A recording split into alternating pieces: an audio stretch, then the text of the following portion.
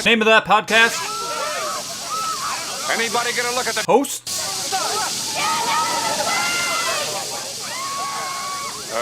Take the names of everybody here for questioning. I gotta get inside.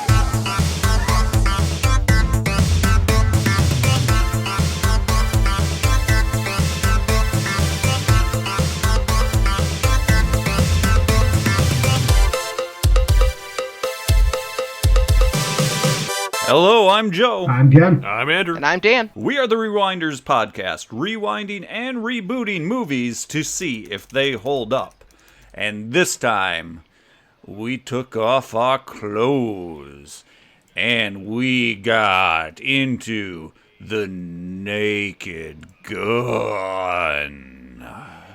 I don't know about you guys, but I thought that was part of the process that we could not watch this clothed. I mean, I see where you're coming from, but I did not watch it in the nude. I apologize, Nah, Joe. I probably didn't get the same feelings that you got for this movie, then. I mean, I wasn't wearing pants, so does that count? I'll take it. Okay, good. Ken? I was mostly clothed both times. You guys missed out. This movie makes me want to buy more breakaway clothes. Yes. If they stay on that well when you want them to stay on, and they come off that easy when you want them to come off, Yeah. hell yeah. So, Yes. How do we Yeah. start the show again? It's Oh. been so long. Pass. Yeah, all right. This is the Histories. witty banter Histories. part, Ken. I had one of those once. And then what happened to it? Yeah. We're our own worst critic, Ken. You guys are great. Well, I'm going to encourage you, because I want your witty banter. Oh boy, that's pressure. So let's start off with you, Ken. Maybe I should add one more cup of Joe. What was your first experience with this movie? Well, let me tell you, my first experience, let me think about this for a little bit. Back when I was a kid, I used to go visit one of my grandmas quite often, and she had this VHS on her bookshelf, and that was my experience with the movie for the longest time. For the longest And then I did once see the oversized condom scene, and I thought it was very funny, and I wanted to watch the whole movie, and I thought it was 2.5. I tried watching 2.5, and that was not hitting me in the right spot in that time. And ultimately, this is what happened why I missed so many movies like Airplane and this movie and all the fun parody movies, is I just catch bits and pieces and think that, oh, these are just big, stupid romps. Especially back then, I was a little bit more full of myself, so I go, yeah, I'm too good for that. I'll go watch an actual movie that's actually good. I'll go watch Fight Club or Office Space, which are good movies, but the amount of times I watch those movies is ridiculous, considering that I could have watched Gold like this as well. Anyway, I didn't watch it until just 2 weeks ago in its full, and I have good feelings towards this movie. Now, see, I've never seen Naked Gun. What? I love Leslie Nielsen as a comedic actor, and I watched the shit out of Airplane, but I had never taken the time to sit down and watch The Naked Gun. Or Naked Gun. Is it The Naked Gun, or is it just Naked Gun? The Naked Gun. The Naked Gun. The Naked Gun from the Files of the Police Squad. Which, brief history, in case you guys didn't know, was in, I want to say, 8-episode series on ABC back in the 80s. Problem with it is, I shit you not, it was canceled because no matter how funny it was and how much people enjoyed it, the president at the time of ABC saw it once, and I shit you not, his explanation for getting it canceled was Police Squad was canceled because the viewer had to watch it in order to appreciate it. Wait. Hold Up. up. They were obsessed. They were obsessed with syndication at the time and shows that could just basically be left on in the background. So the fact that you had to actually watch the show to get the jokes, they canceled the show after only its first few episode runs. Greedy bastards. I know. Ruined something perfect. That's so good. Oh! Now, I wonder if that there's show... so many explicatives, but I don't want to ruin. I really want to know if that show would have been syndicatable, like if it would be a story or all individual stories. I don't know. Oh, and I take it back. It was 6 episodes. I just had to check for myself, but Yeah, I've always been very, very angry about that fact, and it always made me laugh because it's just the most nonsensical reason to cancel a show.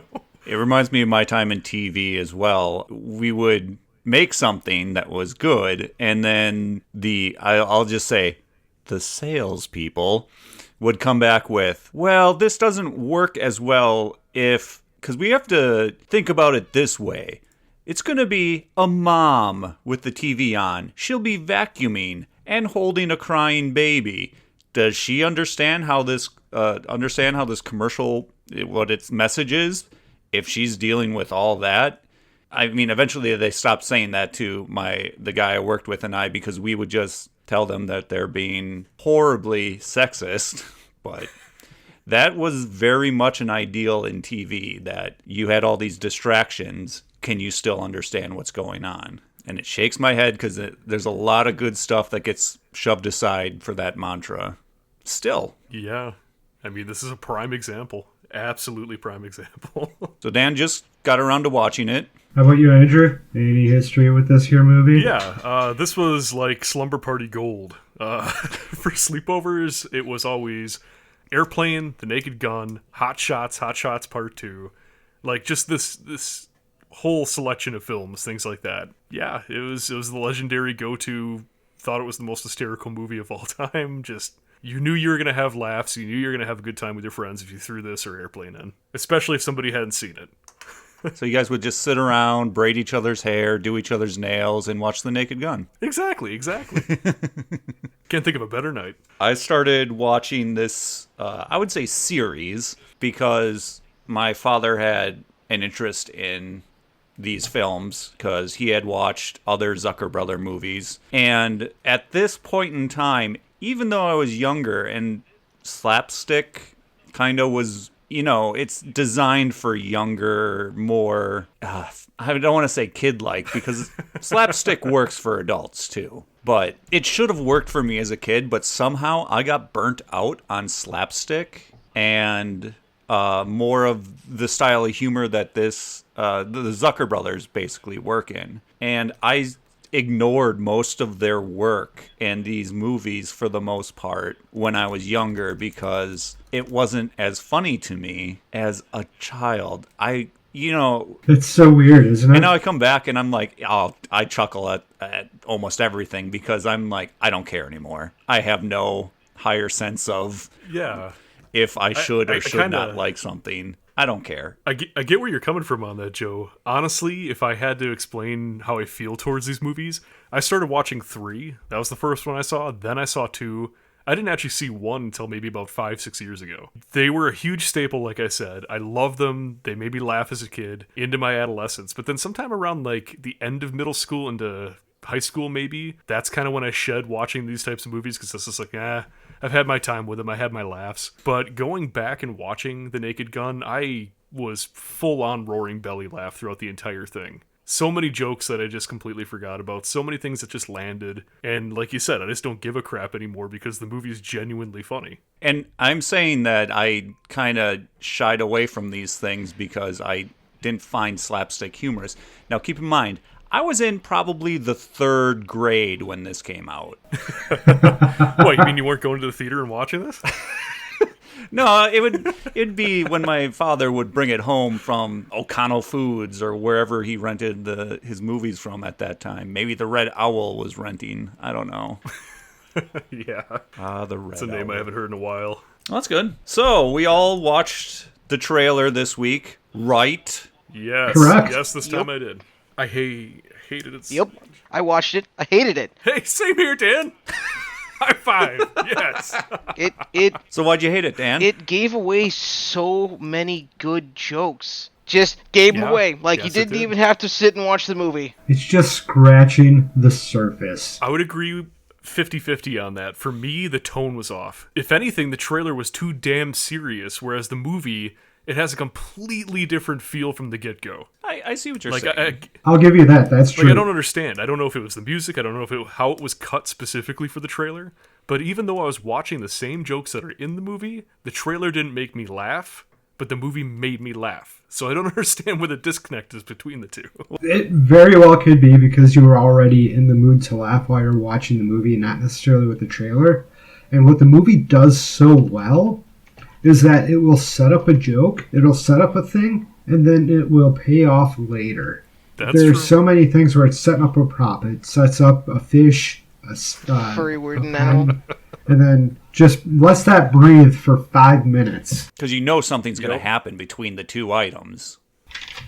Yeah, exactly. Or shit, probably my favorite slow bake joke in the whole thing is probably when he comes out and does the operatic, or comes out as the fake operatic guy, sings the national anthem poorly, and then later, like 15 minutes later, everybody's screaming, "Oh my god, it's what, Enrico Palazzo!" Yeah. He saved the queen. Yeah, it's instead of Frank Drebin, that was such a good slow burn. Yes. But anyways, yeah, I get that. That's definitely true. There's a lot of jokes that get set up so rapid paced in this that if you're not paying attention to it and you miss it, yeah, it's not going to translate well into a 2-minute trailer to try to sell the movie. I appreciated what they tried to do in the whole, here's a serious narration over the top of this silly movie. You know, saying it was so big they had to make it in color. Okay. Yeah, that was really funny. It was okay. In the trailer, I was like, what? It did make me go, huh? It's so confusing. We already had movies in color, all of them. But at the same time, they did give away some of what are the cornerstone jokes of the movie in that trailer. Like, nice beaver. Why? Why give it away in the trailer? That was a big one to give away. That was huge. That was the reason why I don't like that trailer. Is because they just dumped such a joke. Well, that and the ending. You know, the very ending, for they sure. give away what exactly is going to happen in the last 10 minutes, which is I get it. The last 10 seconds. That baseball player was famous, so you want to get him in the trailer to pull in people, but mask it a little bit. Yeah, it's pretty rough. I will say pleasantly, though, it didn't give away my favorite series of jokes, and that would be all the car gags. So I'm happy it didn't ruin those. The ones where Leslie Nielsen is a terrible driver, or the one where terrible driver. Very intro sequence? All the terrible driver scenes. That, for me, is why The Naked Gun 1 works so much better than 2 and 3, because I don't remember anything like that in 2 and 3. The terrible driver jokes just sprinkled in are hysterical for me. So now I have to go back and watch and pay attention. Near the end of the movie when he's trying to talk to, what's her name? Yes. Janet, was it? I don't know. I was trying to read my notes. It turns out they're my D&D notes. I put my other notes somewhere else. I think her name is Jane. Jane, so close. So he's trying to convince Jane not to shoot him, and I mean, not for selfish reasons. He says, "I've noticed things since I've been with you," and one of the things he says is stoplights. Yes, I'm wondering if after he met her, I wonder if his driving got better. Oh my god! I don't think it that makes did. Sense. Because I wouldn't put it past this movie if it got better after he met her. And I caught that line for the first time this viewing. I had to actually pause because I was laughing so hard.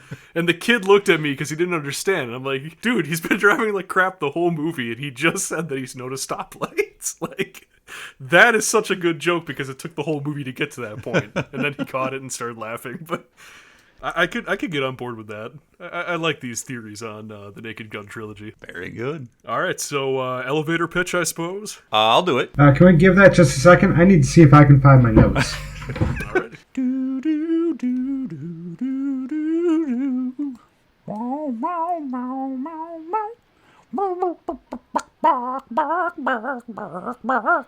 that was a good transition. I like that. I love it. Wouldn't you know? Right where I left him. Good. I made 2 or 3 concerted efforts to try to get these notes into this room prior to recording. Apparently I failed 2 or 3 times to get these notes in this room. But you got there in the end. I did. It's the journey that counts, not the destination. Well, the destination does count. I knew they'd get in here eventually. I didn't stop believing. Don't stop believing. Man, you just keep setting them up. It's gonna be a musical episode. If Ken keeps setting them up like that, yeah. All right. Does anyone want to take a stab at the elevator pitch? You may if you have something. I got a quick one. Okay, good. That's more than we have.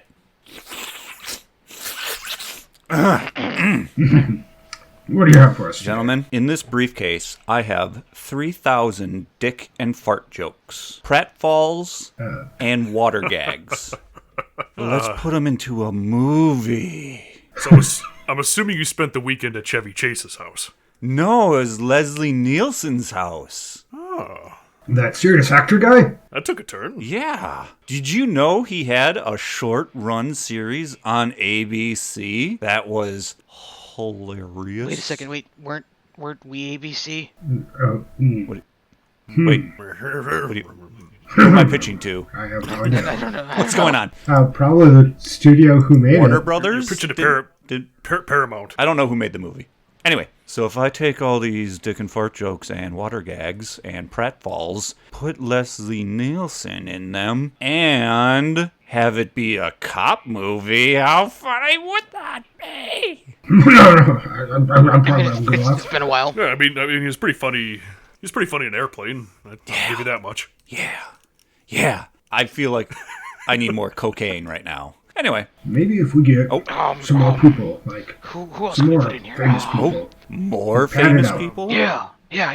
We need more. Okay. We need an athlete. We need an athlete that's also friendly. O.J. and Simpson. Trust. Yes. O.J. Simpson. That'll be Yes, perfect. O.J. Simpson. That's phenomenal. He's perfect with everything. Perfect. He's such a great actor and a wonderful man. But let's not just leave it at one. Let's have two athletes. I don't know the name of the other forgot guy, his name, too. if I'm being honest. He's a baseball guy with the mustache. Baseball guy. Did I write him down? I didn't don't write think it so. down. But a baseball guy to balance out a football guy, am I right? Reggie Jackson. Yeah! Is that who? I think so. Yep. Okay. That sounds like a name I should know. He played baseball. Do you know Daryl Strawberry, Ken? Yeah. Do you know They did that in the Simpsons episode. Bo Jackson? Bo knows. Do you know Harry Connick Jr.? The singer guy? Let's move on. Well, he's an actor, wasn't he?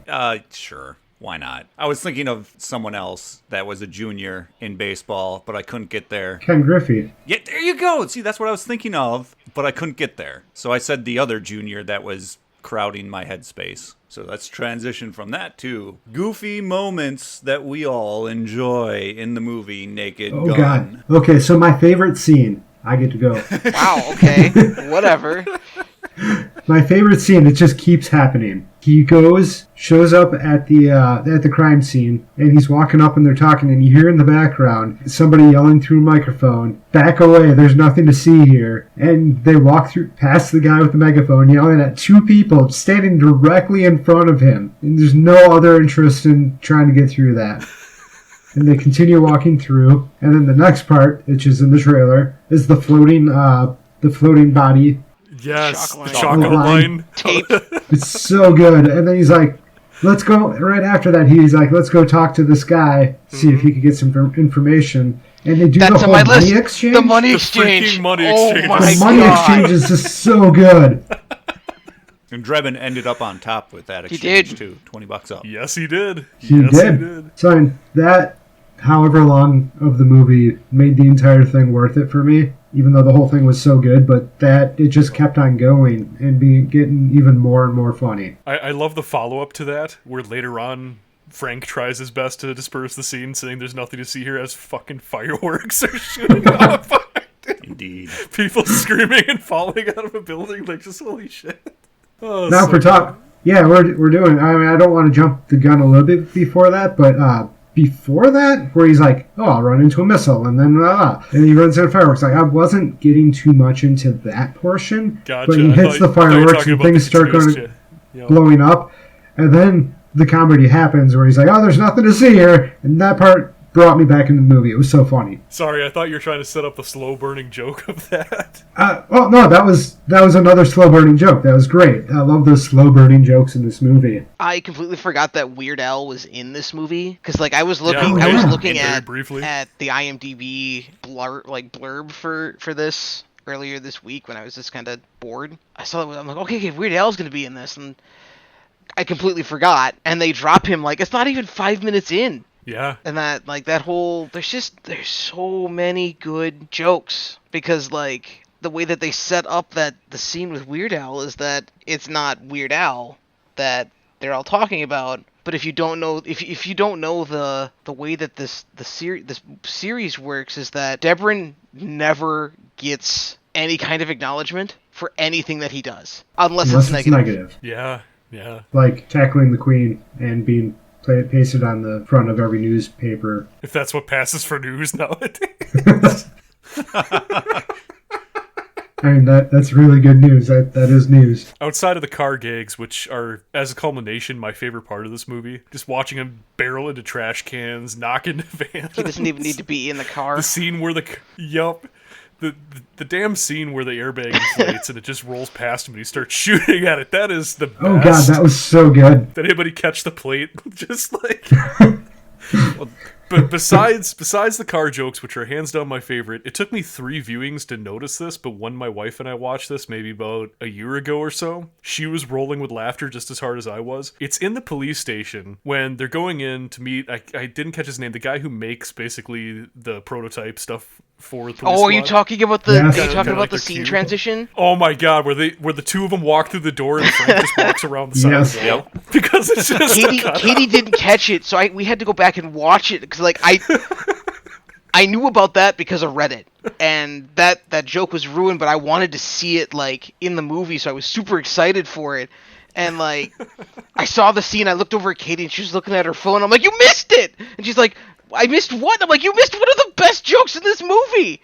And she didn't catch it. Like we had to go back and watch it twice because she didn't catch it the first time. Yup, it's one of those things that you have to be paying attention for, and when you catch it, it is just nothing surpasses that. That's so freaking good. It's just so nonchalant, and it's so fluid. It takes you a couple viewings to actually catch that something's off. And I will say that's probably one of my favorite parts of this movie. I watched it twice in basically 2 weeks, once a week. And both times I'm catching things that I didn't see the first time around. And I swear there's still more stuff there that I need to unpack about this movie. Oh, for sure. This is definitely a movie you can come back to over and over again. And until you have every line memorized, will you actually get every single joke? Yeah. And I mean, the perfect example of that for me is the ledge scene. That entire 2 to 3 minutes of him on the ledge and then in the lady's apartment. There's so much going on and so many good sight jokes and so many visual gags happening all at once. Like, each viewing that I have, I pick up something that I didn't see the last time, but it's still just as funny, and I still come back to it knowing what to expect, but still laughing my ass off. Yeah, and it's one of those things about throwing all those little details at you is you're not going to remember all of them, so when you go back and watch it, it's going to be like, oh, that's right, that happens. It's hilarious. So even if you do remember it, you just are remembering it at the time, and that's still like seeing something new. Yep.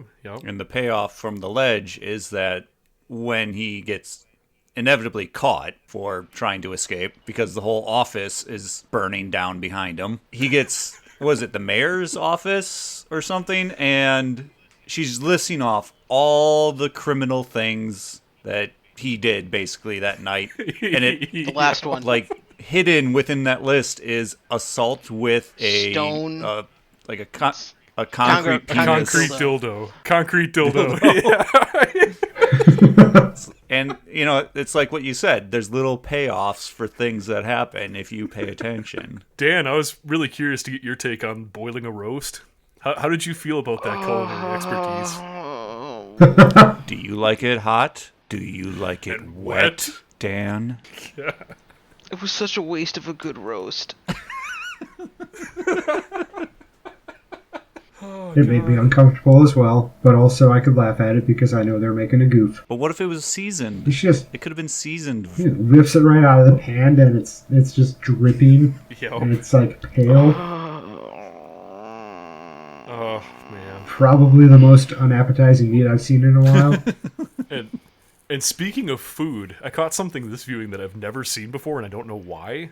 Maybe it's just a bigger TV, I don't know, but the cheese on top of his fridge. Yeah! I never caught It that moves. before. What? He takes a big wedge of cheese out and puts it on the top of his fridge. It starts moving. And it's very brief. It's very brief. So it's a scene where he gets home and he takes a swig of the milk. He goes to drink the milk. He sniffs the milk. Goes to sniff. Yeah, he sniffs it and it's spoiled, so he dumps it out. And then she comes over, and they're talking about dinner plans. And she opens the fridge. But yeah, like after the whole conversation's complete, as it's about to transition to the next scene, there's just a block of fucking cheese on top of the fridge, and you can see something's off because it's kind of like breathing. And then a little bit. it shifts just a little bit to the right. Yeah. It just slightly moves, like maybe an inch, like not even half an inch. A half an inch, not even. Yeah, it's so slight. Nice. It's ridiculous. The eye for detail right there. Yep. I don't know. It's hard to pin down favorites with a movie like this, especially with Leslie Nielsen. He just crushes every single line thrown at him because this is obviously his expertise. But I don't know. I had a good hearty chuckle from the mini fight that he had with her towards the end of the film. I mean, when he's storming out and says he faked every orgasm. That had me in stitches pretty bad. That was very funny. Subverting expectations. Nope. Exactly. I mean, another very funny, had me laughing quite heartily moment was when they not mentioned the name of the hospital. Our Lady of Worthless Miracles. Yes. Oh, yep. I caught that one for the first time this viewing as well. And Joe, did you notice end of the movie what kind of gun he had? And they had Uzi. Oh, It's in my yeah. notes I was gonna because see. I celebrate every Uzi in every 80s movie. Of course. The only other one that I made a special note for, because I was doubled over in laughter from that one too, is just so casually when the commissioner is going over the charges from last year, or whatever it was, with the Shakespeare in the Park. That had me dying from laughter. I had to pause the movie because I didn't want to miss anything after that. He stopped a stabbing in the Yeah. park.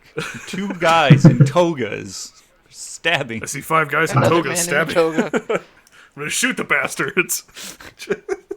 The only other jokes I had were Oh my god. Debrin and Jane coming out of the movie theater laughing, and the movie was Platoon. Yeah. Yes. I laughed. That was good. The kid didn't understand, but I laughed my ass Well, off. I guess you gotta show him Platoon now. Yep, that's next. Oh, these are all the jokes Well, you and then I guys wrote have down, huh? it's Like, it's hard. I mean, because I there's so many. was cherry picking Right? at this point, but the last one I had was Yeah. when he's in Ludwig's. Is it Ludwig? Yeah, Ludwig's office looking for stuff, and he goes through all the drawers, and the last drawer that he opens, and he yells "bingo" and pulls out a bingo card. Like, I was That had the kid dying, laughing. absolutely dying. Katie looked at me. I was getting like the looks over from Katie, just like, am I going to be marrying a moron? Like, She had a couple of good chuckles, but I don't think she enjoyed the movie as much as I did. Now you see, Dan, the way she reacted to that gag, where it's just kind of like eye roll, that's how I treated gags like that when I was a kid. I feel like, ugh, yes, I guess. yeah. Now I see it, I'm just like, because it's Yep, dumb it's and silly. That's and all it is. absolutely. Don't take The it. whole thing is don't just take summed it up as silly. seriously. Yeah, it's just a whole bunch of silly things.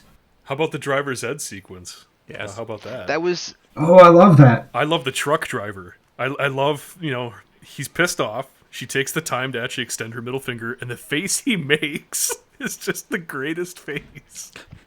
That payoff for me, I was laughing so hard just because it's so shocked. He's got such a shocked face as he goes to move the semi. And the instructor is whole deadpan time. the whole time. whole time. Doesn't Yes, he Only never adds breaks. to how good it is. I thought that the baseball sequence, the whole game, pretty much the whole sequence of events that happened in a good, funny pace, and they hit a lot of points that were all very funny through the And whole it thing. was a from good speed. Yeah. It was. Other movies that have tried to do like comedy like that, just it doesn't pay off, or it drags. Yeah. Yeah, that's one thing about this movie is I never felt like the movie dragged. It was always moving. It was always doing something entertaining. It was always being engaging, which is great. I legitimately felt maybe one brief split second where I was feeling that, and that was when the baseball game sequence started. But the second that Randy Newman kicked off and then switched over to the montage of him patting everybody down, it was done. Like, within a couple of seconds, it had corrected its way. For me, I don't know. It's just baseball is not my thing, so having it centered around that, for me, it made it chug. But it didn't chug at all, really. Like Dan said, it really only stopped for like a second or so before it kicked right back into full swing. I really like the fact that he just is so into calling strike for everything that it just goes overboard and just makes everyone angry, all the way to the point where they're like, oh no, this is it. We have to keep the game from continuing. So then he calls balls everywhere till he starts an all-out fight, even between the umpires and the players and everybody. And then he whips his gun out and everybody Oh, okay. Sorry. Oh, Jesus. Right, at that point, it was almost because of his negligence that the Queen almost died. Yeah. Had they just continued on like normal, they would have seen that guy coming from a mile away, or however far the right field is away. Sure. Let's say a mile. Why not? It's about a mile. And he does... That's why home runs are so rare. But that's how the Naked Gun universe works. You have a robotic Reggie Jackson walking towards the Queen of fucking England in a sold-out stadium like a robot holding a gun, and nobody notices. And when they do notice, nobody does shit. Exactly. Except for Enrico Palazzo. Are there any parts of this movie that you guys can point out as being negatives? I got two. Oh. Lay it on us, Dan. In Ludwig's office, when Debrin first meets him, Ludwig says that the fish in his tank are Japanese fighting fish. Well, that's clearly a zebra turkey Correct. fish. It is a zebra turkey fish. If Animal Crossing has I was taught going me to say, anything, Animal Crossing Yep. is gotten us all there. The kid called that out right away. He's like, "Oh, there's a zebra turkey fish," and then the second he said that, he was super upset. Yep. And then at the very end, O.J. Simpson's dummy getting launched, you could see the propellant yeah, that that was they used. actually Oh come I on! enjoyed seeing the propellant. Oh come It on! just Are you added gonna... that much ridiculousness to it. Yeah. If I'm going to call out that, then I'm going to call out why the hell did a civilian's car have kneecappers on it? Yeah. Or here's another thing that kind of bothered me. Like, why is there, in the meatpacking plant, why is there toxic waste?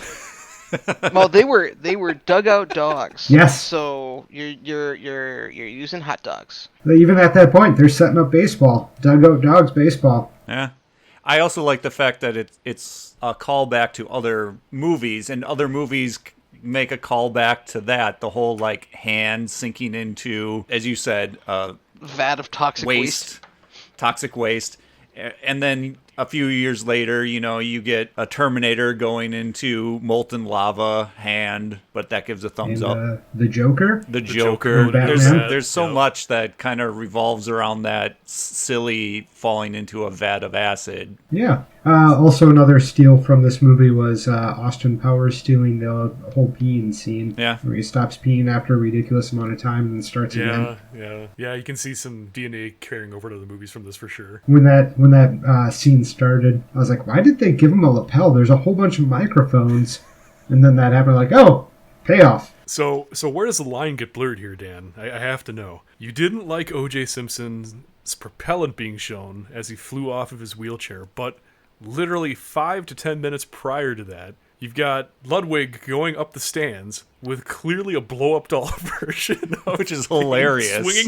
swinging her from side to side. It was Wildly. something that I picked out of the movie. I'm like that. It just, I saw it and it was like this. No, the other stuff, like it just like that's just the blow up dolls is part of the movie. Yeah, sometimes something just doesn't strike a chord for you, and there's not really a reason to have that. It's That's just fair. That's fair. I can understand that. Sometimes something doesn't work for you. I thought it was hilarious seeing the propellant. I mean, the fact that there's literally only two notes that I had of things that I didn't like. Yeah, Dan. Yeah, that's not so bad. No essays It's not this bad time at all. around, huh? Yeah. And I'll just say it again. What I didn't care for was when when they are nearing the end of that chase sequence, and he's keeps on running into explosive things, and there's just like he just gets soot on him. Basically, it's like that. I know there's no stakes in a movie like this, but it really sets it in that it's kind of going into cartoon territory right there. But then again, I can appreciate it because it does give the fireworks payoff, which I really did enjoy that. That happens sometimes. It just kind of takes you out of things. I think it might have been that specific scene, and I agree it did take me out.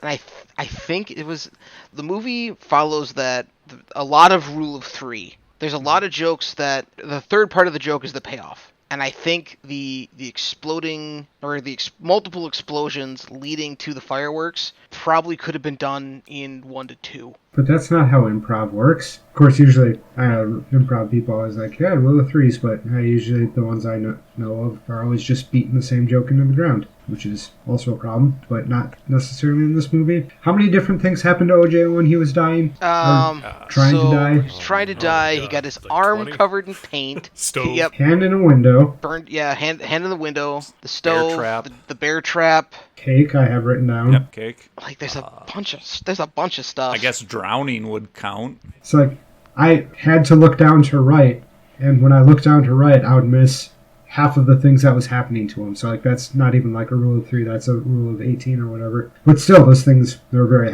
funny when it happened. Because then it skips from the rule of 3 to 5, and then it skips from 5 to 7. Yeah.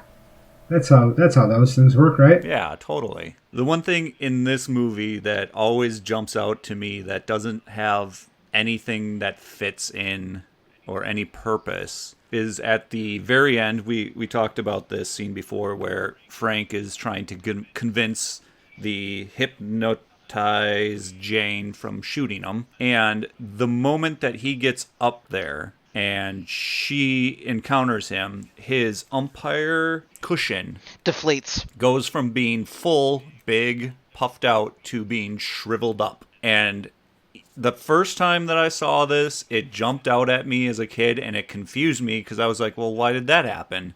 And as an adult, I'm like, oh, there might have been an extra joke somewhere in there that got cut that caused that because it doesn't make sense. Yet again, another thing I completely missed. I didn't make a note of it, but I remember thinking, I didn't notice why that. is his, I don't know what the piece of equipment is Umpire called. cushion. Like cushion chest I don't know. thing. Yeah. Big and puffy and poofy, and then it's all tight and shriveled up. That's kind of funny.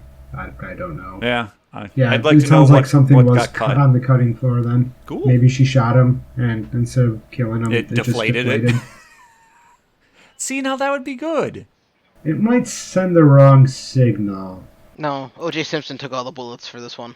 I don't necessarily care for the very intro. The cop car? Where, Going through everything? no, The before dream that. sequence, where Oh. he's beating up all the old It's not a politicians dream at that time. sequence, because he lands on an airplane as he's coming back from his vacation from Beirut. You're right. Oh shit! Yeah, that wasn't a This dream really sequence. happened. A cop went to Beirut and somehow found himself while on vacation in the headquarters of a terrorist organization, or not terrorist organization, all the world leaders from the Middle East apparently. Well, And one of them was from Cuba. it just The seemed a Communist little Party. out of place apart from the fact that it tried to put out that American big dick energy. Yeah. But he wipes off Gorbachev's birthmark. Yes, he he knew does all that. along it was fake. And the Ayatollah has a head mohawk. I feel like that was a thing of its time for sure. It Because really there's so many things to do with what was going on in the world at that time. And Yeah, none of that matters anymore. some of them are gone now. Yes, sir. I don't know if the Ayatollah is the same one, but they're still an Ayatollah. But Libya's guy is done and gone. And Yes, Sheriff. yeah, and so there's at least 2 from that group that are gone and one that was made up, I think, because he gets killed later. Well, they all get killed by an off-duty don't. cop. They get Except for beat he up just on beats him up and then runs away. Yeah, he just tells him not to come to America, or I'll come here and beat you up again. Yeah. It just seemed like a little bit of an out of place thing. It does set up being able to put in Weird Al on the airplane, but you don't necessarily need that introduction sequence. I think it just displays that nothing matters and everything can be something. It definitely sets up, this is going to be a ridiculous movie. Hold on to your seats, I guess. Hold on to your butts. Or maybe Leslie Nielsen really wanted to beat up some terrorist and he had it written in his contract or something. I like that idea. So if we reboot The Naked Gun like it has been discussed out there in the ether. Yeah. I don't know. Do we want to talk about hypothetical or the actual reboot plan? I want to hear the actual reboot plan because I didn't look it up exactly. So it's an interesting one. It's not trying to disrespect the source material. Basically, the plan would be to have Frank Drebin's son come in to take over because his dad was sent somewhere and killed in action in some other foreign country. So Frank dies off screen, and it was rumored that they were looking into potentially people like Bill Hader and things like that for his son. But the whole point is it's actually still written and directed by Zucker, or the Zuckers, I guess. So yeah, I don't know. So it's still the same essential team, I guess, making a rebooted version of it as a continuation with all the same style of jokes and everything involved, just missing the key component of Leslie Nielsen. It's always hard to pass off such an iconic role to someone else. Well, right now I can't think of another comedian who is of the same caliber. No, I can't either. Now, he wasn't a comedian for this, was he? Or did he do Airplane before this? I mean, he started off as a soap opera actor, like a serious actor, I think it was. So did Deadpool. And so, that was after he did all these. Airplane that's was easy it define. was made in 1980, or was released in 1980. Okay, so Airplane was first. So he's been in that comedic role for 8 years then. But prior to all this, he was just a serious actor. So he had it And established. So at this point, he had it established, but he didn't start off as a comedic actor. They brought him in, and he tried playing it straight, at least through Airplane, I believe it was. And that's where you get this type of acting that he does, is like saying the lines but trying to be serious about it, which makes it probably that much more fun. You don't necessarily need a comedic actor for it. You need good writing and someone who's willing to go with the joke.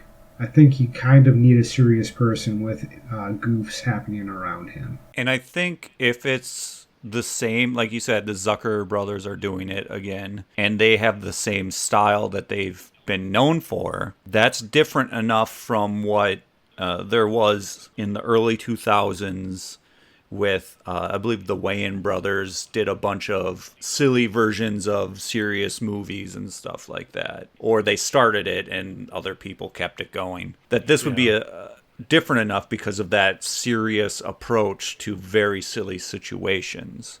And I think it could work. It's just, are you going to get the original people that fell in love with Naked Gun originally? I don't know. I mean, You'll probably pull in some have of we them. seen Some a of lot them. of slapstick comedy movies as of late? There was Lady Ghostbusters. That didn't do well.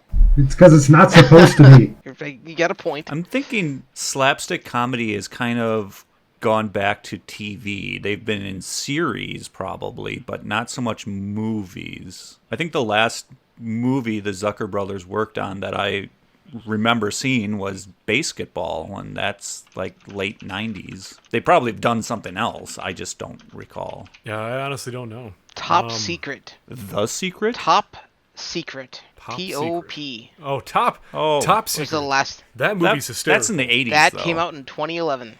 2011? No. Top Secret or Top. T-O-P. So top, exclamation point, secret? Top Secret with an exclamation point. That's an 'Cause that 80s came out in movie, 1984. Dan. Well, this article says that it came out Yeah. in 2011.